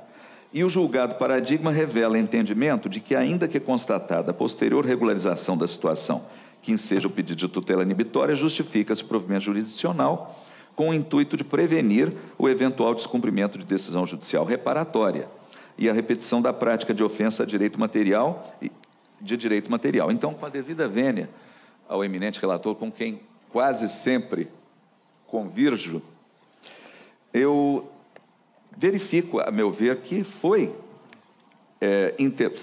objeto de recurso o tema e foi demonstrada divergência jurisprudencial específica, razão pela qual eu entendo viável o processamento de recurso de embargos interposto pelo Ministério Público do Trabalho, razão pela qual o meu respeitoso voto, com todas as vênias ao relator, é no sentido de dar provimento ao agravo regimental por possível divergência jurisprudencial para determinar o processamento do recurso de embargos. E aí vamos examinar a questão de fundo. Bem, senhores ministros, vou tomar votos. Ministro Cláudio Brandão. Presidente, é uma questão muito tênue quanto ao conhecimento, mas eu vejo que o ministro Augusto César se baseou fundamentalmente no fato de ter a turma, a Igreja Oitava Turma, utilizado como fundamento a súmula 126 nessa matéria. E, por isso, não emitiu tese, inclusive, quanto à tutela inibitória. Quanto à razão de fundo, quanto à questão de fundo, eu não teria nenhuma dúvida em seguir o entendimento do ministro José Roberto Pimenta, mas me parece, se não estiver equivocado, que a fundamentação utilizada pelo ministro relator não autorizaria o conhecimento e provimento do agravo, o provimento do agravo, exatamente porque, pelo que consta do voto de Sua Excelência, e li, inclusive, a ponderação feita pelo ministro José Roberto, não há tese de mérito e, portanto, impediria o conhecimento quanto a esse tema, razão pela qual eu voto com o relator. Senhor presidente, desculpa, eu não quero insistir, mas é porque eu saltei um pedaço do meu voto aqui com relação aos embargos de declaração, que versa justamente sobre a questão da súmula 126. Posso falar rapidamente, muito rapidamente, por favor, para acrescentar o meu voto? Peço a paciência Vossa Excelência trouxe o voto divergente e tem a palavra. Pois não. Com relação a essa questão da súmula 126, eu realmente procurei resumir, mas acho que saltei um tema importante. Eu narro no meu voto que, em embargos de declaração, depois que a turma realmente, ao final do voto original, disse que a matéria, tal como tratada no acórdão e posta nas razões recursais, reveste-se de contornos nitidamente fático-probatórios, cuja reapreciação em sede extraordinária é a diligência que encontra óbice na súmula 126, compreendo o voto do ministro Cláudio Brandão, sem dúvida. Nos embargos em que o Ministério Público do Trabalho procurou justamente demonstrar que já havia, na decisão original, o fundamento que aqui mencionei de que a correção da conduta era suficiente para absolver a reclamada, A decisão de embargos disse o seguinte: a 8ª turma do TST analisou detidamente as matérias submetidas a julgamento pelo parquê e consignou de forma fundamentada as razões pelas quais concluiu pela inexistência de pressuposto necessário ao deferimento da tutela inibitória, porquanto as deficiências mencionadas na peça vestibular já estavam todas corrigidas pela ré. Me parece que aqui há uma apreciação de fundo, de mérito. E complementou. E, por fim, registrou que o recurso não alcançava processamento ante a impossibilidade de revolvimento de fatos e provas. Esse fato não foi revolvido, esse fato não foi mudado. E esse fato foi usado como fundamento inicial, pelo menos um fundamento de 2, pela turma para não conhecer do recurso de revista. Obrigado. Então, eu vou indagar. Quem acompanha a divergência? Presidente, Vossa Excelência me dá a palavra só para complementar o meu voto, por gentileza? Sim, vamos ver. Roberto tem razão, mas a turma prossegue e diz adiante que não iria emitir tese porque aplicou o entendimento da 126. De fato, ela faz um registro de que a conclusão do tribunal seria aquela que a turma encamparia, mas reforça adiante, na sequência do acórdão, que, assim, a tese mais considerações, ao final, é o seguinte: aplicou, assim, o entendimento da súmula 126 contra as alegações fáticas em sentido contrário. Então, a meu sentir, ainda que tivesse tangenciado a emissão de tese a respeito do tema, o fundamento central do julgamento da 8ª turma, com a devida vênia, foi a súmula 126. Então, eu mantenho o meu voto, presidente, respeitosamente. Está bem. Eu vou indagar se alguém... quem acompanha a nobre divergência? Senhor presidente, como relator... Ministro relator, tem a palavra, Vossa Excelência. É muito breve. É porque eu quero só esclarecer, e acho que o ministro José Roberto já encaminhou nesse sentido, mas o meu voto, ele parte de um pressuposto de ordem estritamente processual, eu não quero falar da matéria de mérito, estritamente processual, que é o fato de o recurso de revista estar relacionado à tutela inibitória, se haveria ou não se justificaria ou não essa pretensão inibitória a partir do momento em que a empresa cumprisse a obrigação que lhe couber, que lhe caberia. Esse é o tema do recurso de revista e, para mim, relendo, inclusive agora, os embargos, o tema dos embargos é o dano moral coletivo. E aí, tratando de dano moral coletivo, inclusive na parte final, no último parágrafo dos embargos, do Ministério Público resume a sua pretensão dizendo o seguinte: do pedido ante o exposto, o Ministério Público do Trabalho, reiterando todos os argumentos acima elencados, requer seja conhecido e provido o presente recurso de embargos da SDI1 para o fim de, reformada outra decisão embargada, sejam julgados procedentes todos os pedidos deduzidos da inicial. Essa parte final e aquela que foi citada pelo ministro Pimenta, no sentido de que se pede também que se diz também, se alega também que não estaria afastado do dever de reparar pelo dano moral coletivo e não impede que se imponham a demandada combinações para prevenir futuras violações, é que me parece que não é suficiente para que eu entenda que a questão relacionada à tutela inibitória estaria sendo tratada nos embargos. Os precedentes trazidos tratam de tutela inibitória, mas a pretensão recursal, tal como deduzida, a meu ver, trata de dano moral coletivo. Matéria que não foi tratada pela turma, porque na turma o recurso de revista, o tema do recurso de revista era tutela inibitória. Então, eu não vejo como entender que esses arestos seriam pertinentes, seriam específicos para efeito de conhecer dos embargos. É por essa razão que estou aplicando 2961. Estamos esclarecidos. Indago outra vez se há quem acompanhe o voto do nobre ministro Pimenta. Senhor presidente. Pois não, ministro Breno.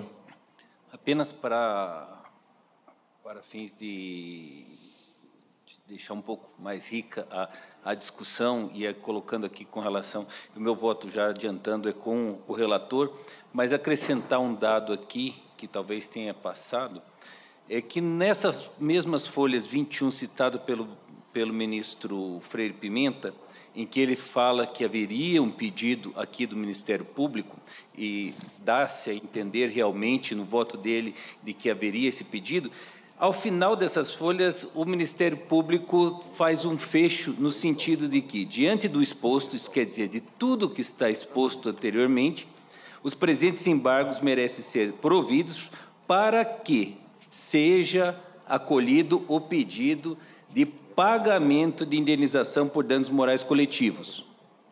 Vírgula, ele não fala mais nada, ele não fala em tutela inibitória. Sendo certo que o não conhecimento dos recursos revistos pelo MPT, no caso dos autos, implica em ofensa à norma do 896, linhas A e C da CLT.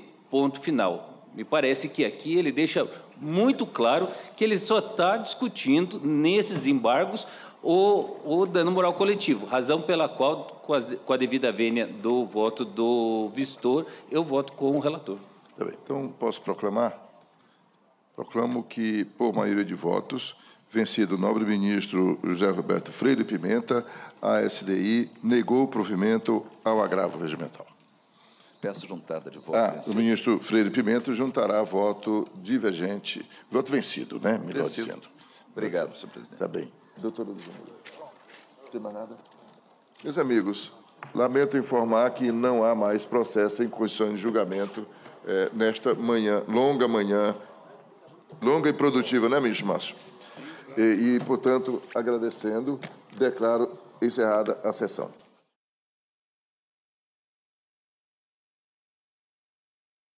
E o Sessão TST termina aqui. Lembrando que você pode acompanhar as notícias do Tribunal Superior do Trabalho pelo site e redes sociais. Muito obrigada pela companhia e até o próximo programa.